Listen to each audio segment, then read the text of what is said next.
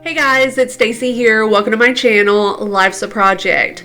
So today I'm super excited. James and I have finally finished installing our drip irrigation system in the backyard container garden. Now it was a little bit of a process. It did take several days and we just kind of worked on it here and there when we could, and now it's finished. So we wanted to share with you guys the process kind of from start to finish in hopes that it may help you guys if you want to do a similar project in your garden. Now make sure to check out the video description below because I did place product links down there from all of the products I'm using to do this project. And I also did a video earlier this year that you can check out. It may be helpful, where I share with you all of these products, what they're for, why I purchased them, all the supplies you'll need for a drip irrigation system. So starting here, this is the outdoor faucet in our backyard. Now we decided to install a two-way splitter. Now that allows us to hook up our drip irrigation system on one side and still having access to the water supply to connect and disconnect our garden hose or a pressure washer, things like that. Now in the beginning, I thought we would just hook the timer right up to the splitter, and that is perfectly fine to do. But after coming out here and assessing the space, this space is just really small. When you come down off of these stairs, this little concrete landing is really small, and having that timer and all of that contraption right here where that landing is, where the faucet is here, it's just too big and bulky. It just stuck out too far. So James had this great idea of taking this 15-foot garden hose. You can purchase them in different sizes. We got this one from Lowe's. We can run it underneath the stairs and kind of put the timer and all of that contraption hidden underneath the stairs, out of the way. And so I'm so happy we ended up doing it that way because I think it makes this area just look so much more clean and neat.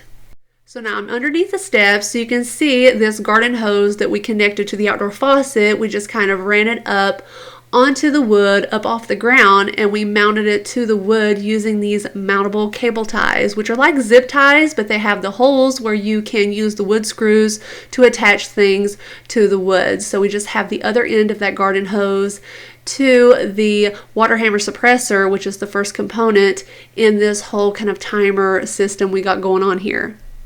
Now we just mounted everything to this piece of wood that we purchased from Lowe's. It was a pre-cut piece of wood that we stained the same color as the deck. We attached it to one of the deck posts using some wood screws, and then we drilled 4 holes in the wood and used a couple of U-bolts to attach the whole timer system to the wood. Now this will make it easy to just remove those U-bolts if we have any issues with the timer or anything leaking or needing to do maintenance in the future.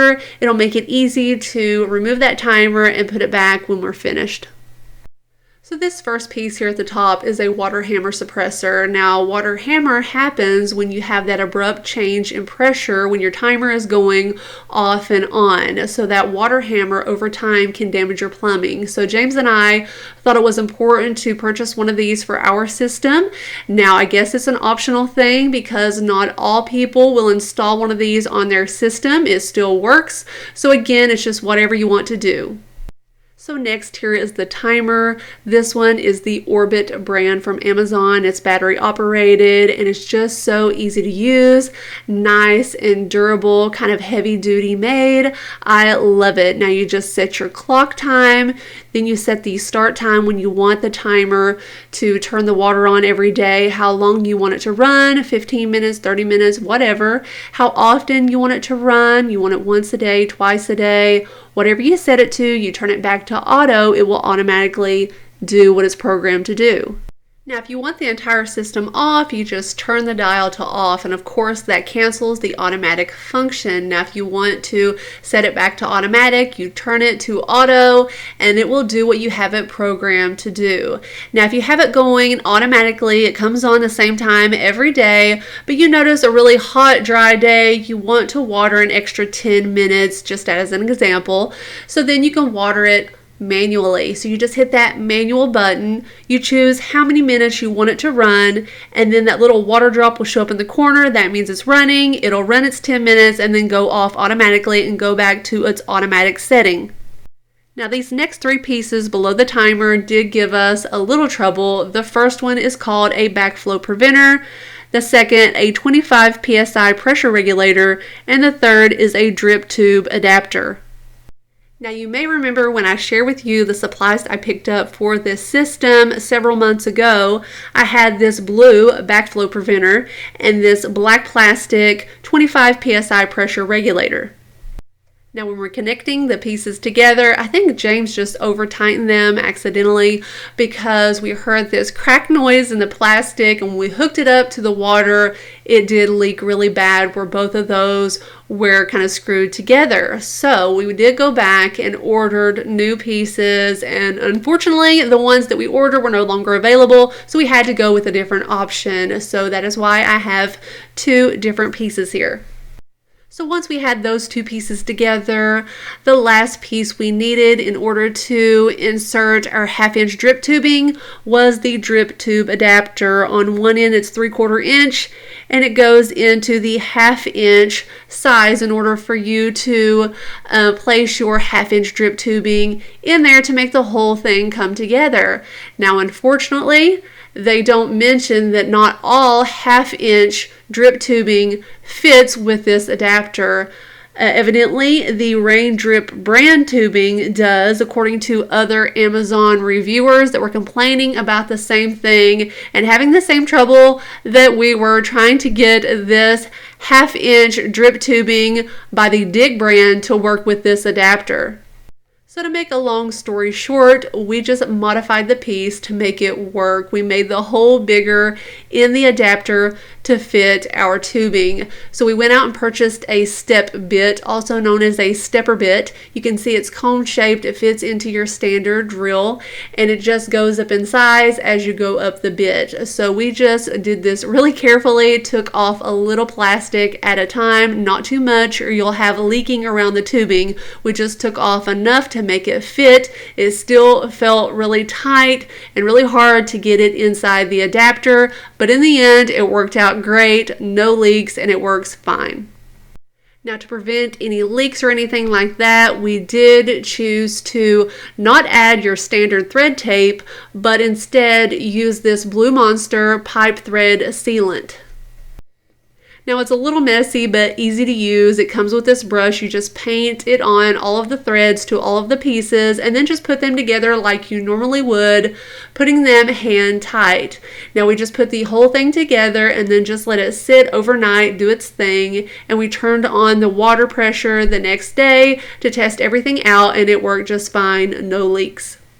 So now that all of the pieces to the timer was together, it was hooked to the water supply, everything was working properly, we could focus on getting our 1/2 inch black poly drip tubing to the garden containers. So in order to do that, we had to dig our trench. Now we thought about at first just making a trench using a shovel, but that was super hard work and would take a long time because we have such hard soil. This is hard clay soil. It's horrible. And so we decided to try and use our edger. We have an Echo edger that we use to edge our grass around our sidewalks and our driveway to make it look really nice. So we actually ran the edger down the same line, made a few passes, and it actually made a trench about 3 to 4 inches deep, so it worked pretty good.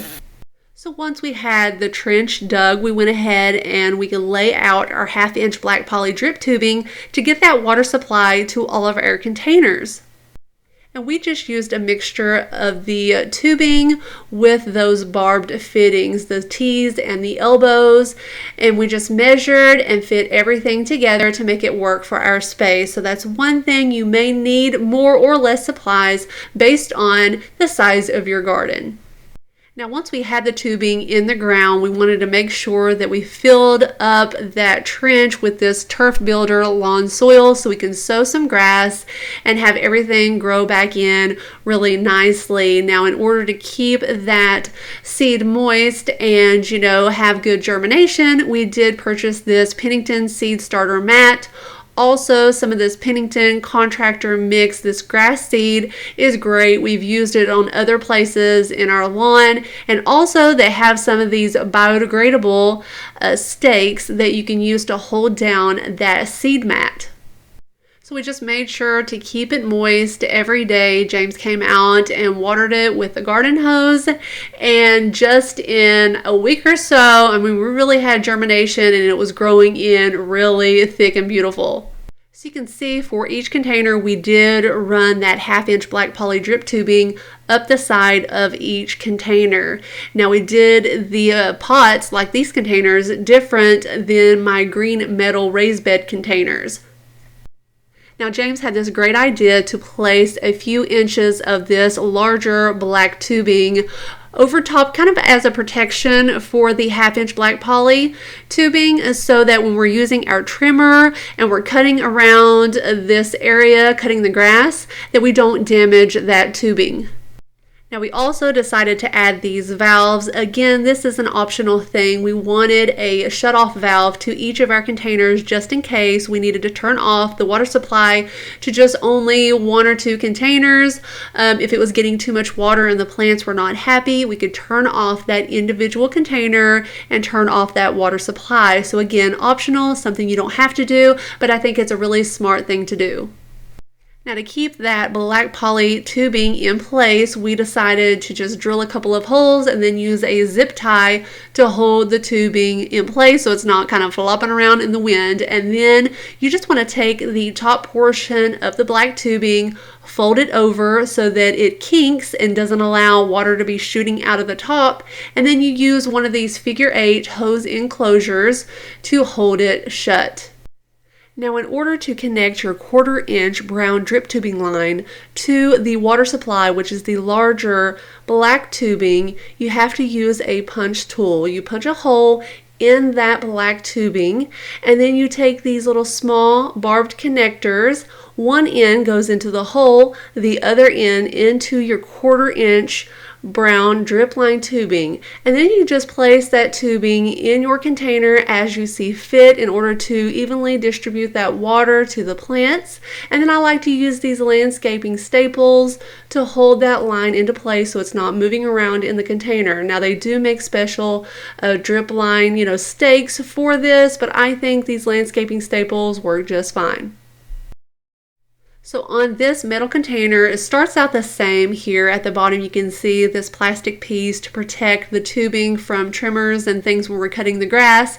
It goes up, we added in the little valve, that shut-off valve, and held the tubing to the container with some zip ties. And now up here it gets a little bit different. So we was able to use one of those barbed elbows to make a 90 degrees so that that black tubing will go across the container here on the side. Now at the end, once again, we had to fold that tubing over so that it closes off that end, and use one of those figure-8 enclosure pieces. And then we decided to drill 3 holes in the side of the container, equally spaced apart, in order to run our zip ties through to hold this black tubing to the container. And then here I just did the same thing. I just added the little hole using my punch tool, and then used that little connector piece to connect the 1/4-inch drip tubing to this container. Now I just equally spaced 3 lines, and I just did them the length of this container instead of in a circle like the other container. And then I just held the tubing into place with some landscaping stakes once again. And then down here I did forget to mention, when I showed you in the other container, here I have a goof plug. On the end of all your 1/4-inch tubing where you make that cut, you need to add this goof plug. It's like a little cap to prevent water from shooting out the ends. Now this brown 1/4-inch drip tubing has emitter holes every 6 inches, so there's a hole where water comes out every 6 inches. So guys, what a blessing now that we have drip line tubing to all of our containers. Now we did not run it to our GreenStalk, our vertical planter, because we didn't want to modify it in any way. So we may hook it up later, who knows, we'll see. Right now all the other containers are to drip, and we're really excited about that. So guys, if you have any questions or comments, place those down in the comment section below. I thank you so much for watching. I hope you will subscribe to my channel. If you like this video, give it a thumbs up, and I'll see you in the next one. Bye.